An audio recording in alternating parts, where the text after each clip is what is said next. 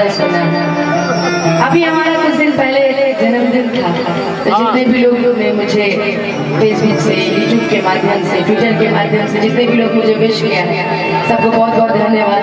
और सबसे ज्यादा अगर किसी गाने की डिमांड होती है मेरे थ्रू, हम और लोगों को नहीं जानते, किसी भी गाने की डिमांड अगर मेरे थ्रू होती तो सबसे ज्यादा वो गाना है हो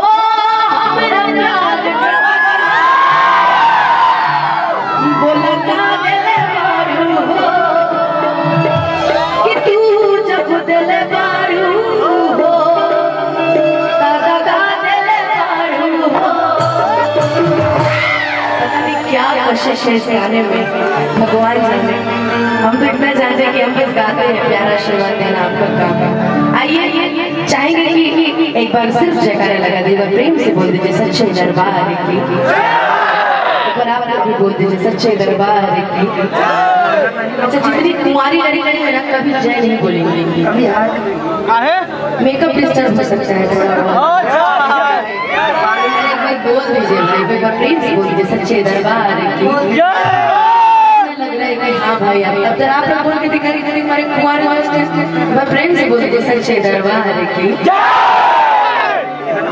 इनका आस्थाना भगवान के लिए नहीं था, इनका आस्थाना किसी और के लिए था कि कसम भाई किसी की नजर कभी न कभी पड़ेगी कि सब हो के भजन का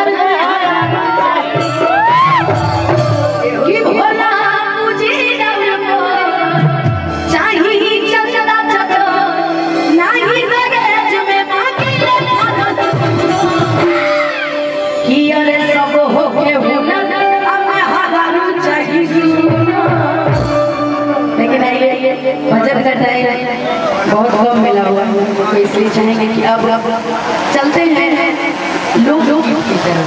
चलिए, हमारी चुटकुली आई है बड़ी दूर से, पैदल चल के आई है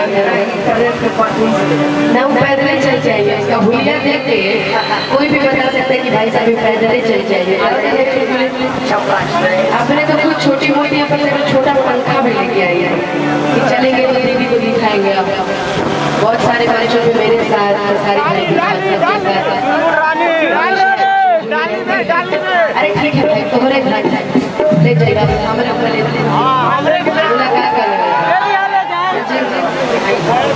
एगो लड़का के नया नया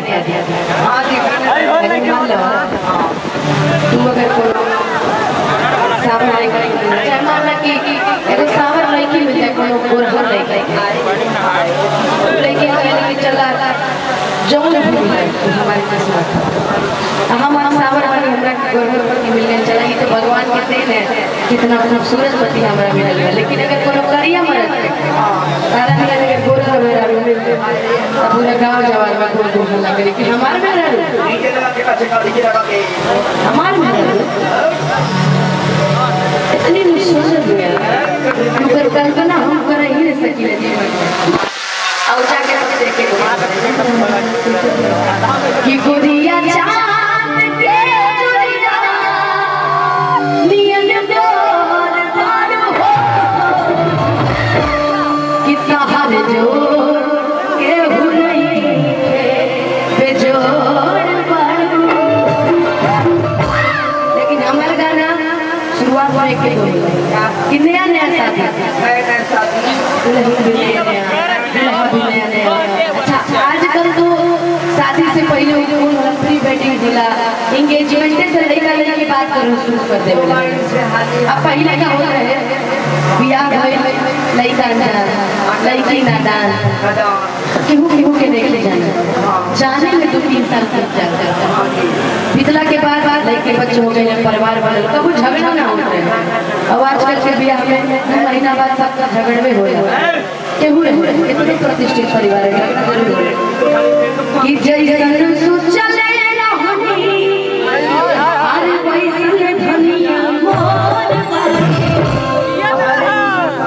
डांस ऐसा करना, अब सभी इतने अच्छे लग रहे हैं। डांस ऐसा करना कि लोग याद रखें इस जगह को, इस क्षेत्र को, हमारे दुल्हा दुल्हन को कि भाई की रिसेप्शन में गए गजब डांस कर रहे हैं।